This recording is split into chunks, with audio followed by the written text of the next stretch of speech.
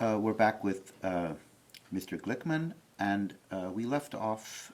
You were speaking about the deportations that were occurring in the Sosnovo ghetto, and I would like to take you back there, and we'll begin there.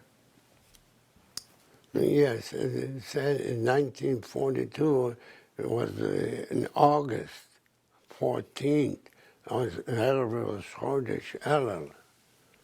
They gathered all the Jews from Sosnovitz, Bendin, Dombor, as I said before, the whole Silesia area, and everyone at the football pitch in each city, and they said excuse for changing documentations. So, of course, everybody went, Nushim Vataf, let's say, children, grown-up children, and we were dressed, summary, it was Elul, and it started to pour, and as I said before, and from there, so we stayed there all night, and the next morning. When you say all night, you were lying in the field. What? In the field. In the football field all night. And the next morning, they came out, the Germans, brought out some tables and brought out hound dogs and this, and they started making the selection. Mm-hmm. And the selection was, whoever had the little documentation, they were let out. Like, for instance, when it came to our family together, all families that go together. So my father, my mother, my sister, my brother, two sisters, one brother, we went, and I and my brother that lives in Borough Park, went to, to this table where they were standing on the Nazis, and I had a document that I worked for Katowice, the Germans, and my brother, older brother, also had a document. So they said, you go home.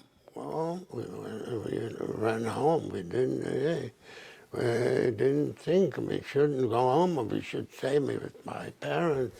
My father said, go. So must have been a very, very terrifying moment.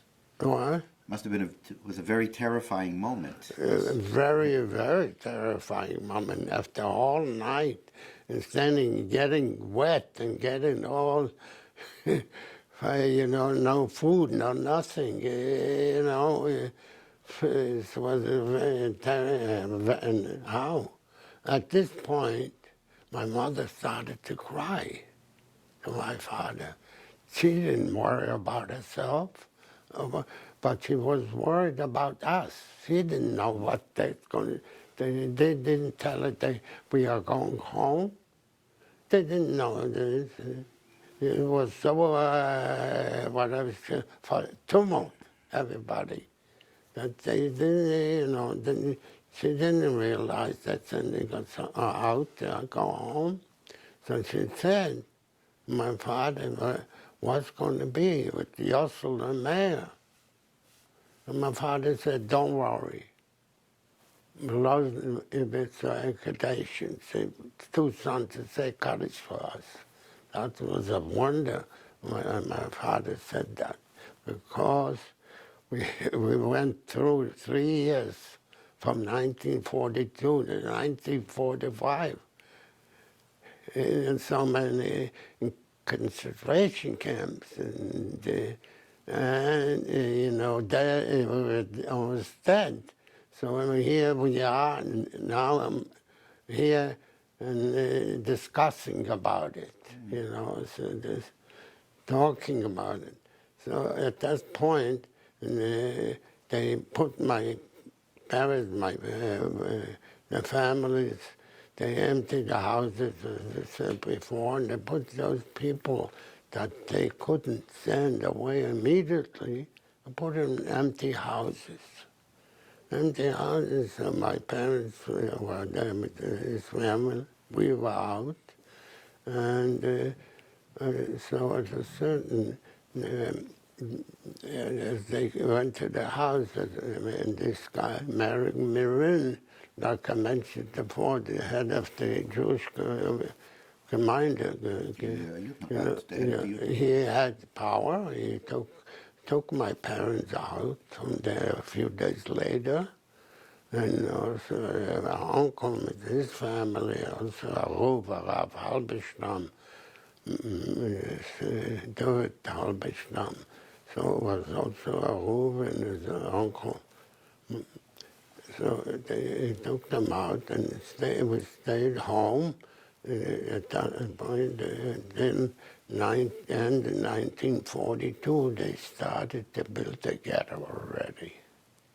That's when, so at this point, when this Marine figured that maybe young people will survive better if he sends them into labor camps.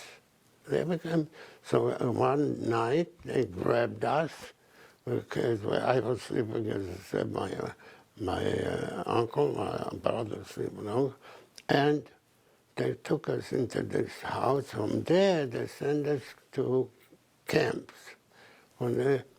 So my father ran to see this Marine that should take us out, because he had, as I say, the power to do it.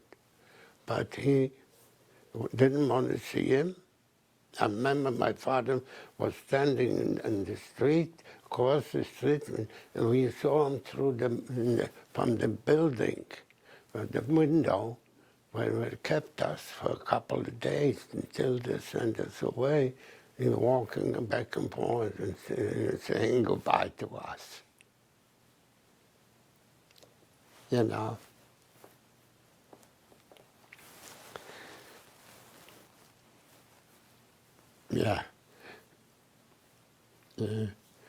So, okay, so they sent us away, and the first camp they sent us was called Sakra.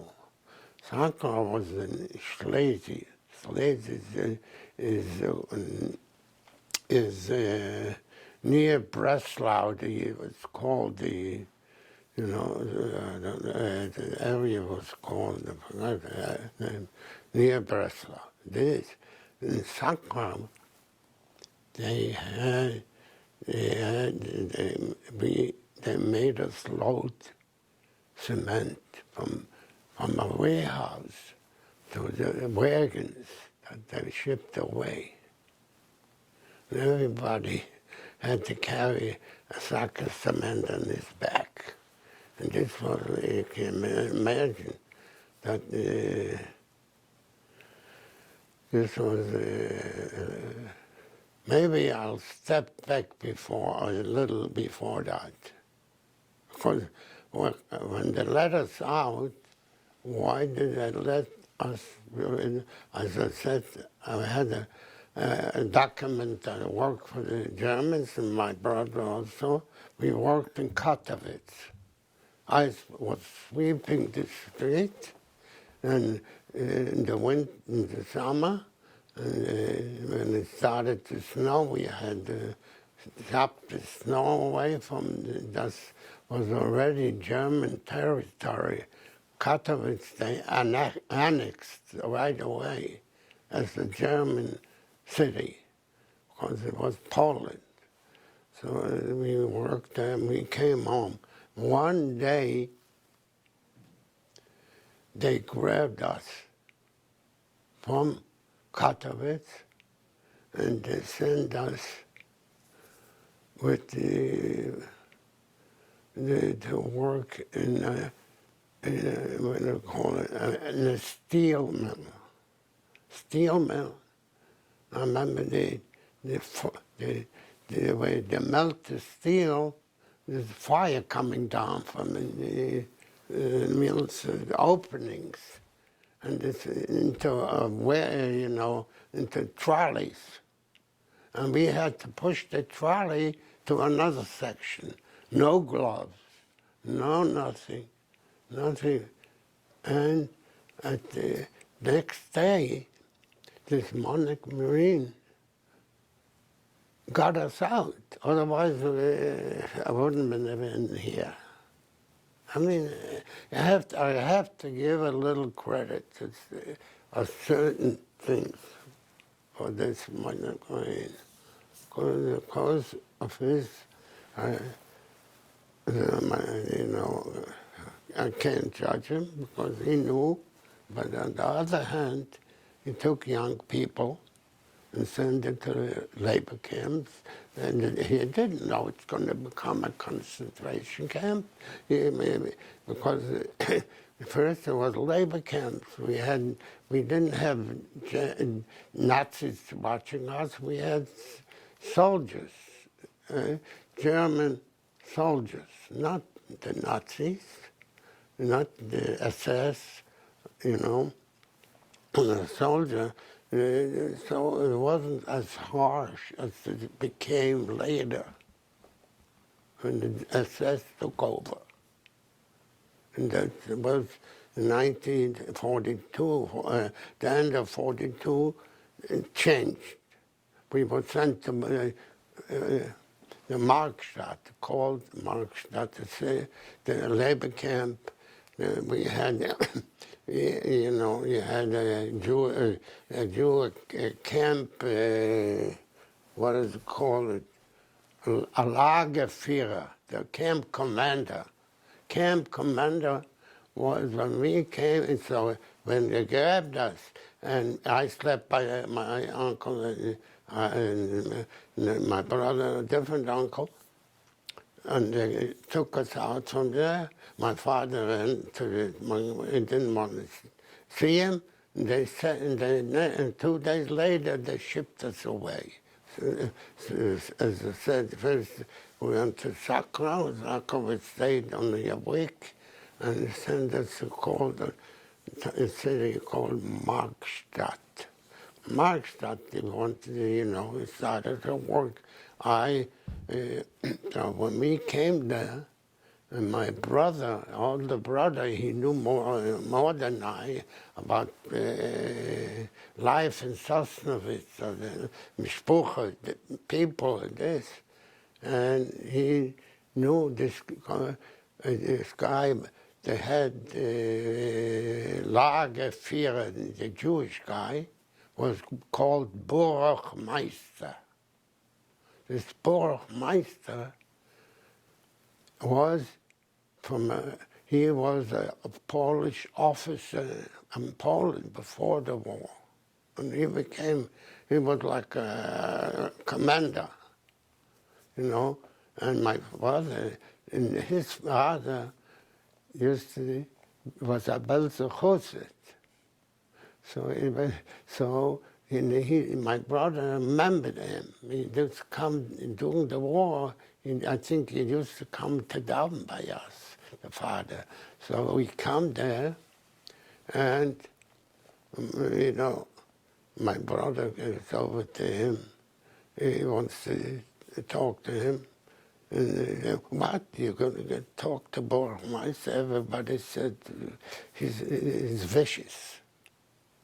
So he said, yeah, I want to talk to him. He said, okay. But then, what's else to do? I have regards from your father. He became a different person. Oh, he says, the father, bist du Rebelle? Oh, it's a rebel. They gave him I laughed and I get a job. So he said, I had my brother also. So we worked, not so, it wasn't so bad. I was painting barracks or something, but and my brother was also doing the same until when did it become? They evacuated in 1940, end of 43. They evacuated the Argstadt and they sent that to Teichen. Then it became a concentration camp. Before was a labor camp. After the labor camp became a concentration camp, and a concentration camp was already the SS under control of the SS. So this camp was Teichen. The name of the camp was? Teichen. Teichen. And this was already in Germany, or was it still in Poland? What? No, it wasn't in Germany. It was in Germany. Yeah, Teichen, Germany. Poland. And Sakra was also in Germany, but the lower part of Germany, near Breslau. Right. You know, so, yeah, this was a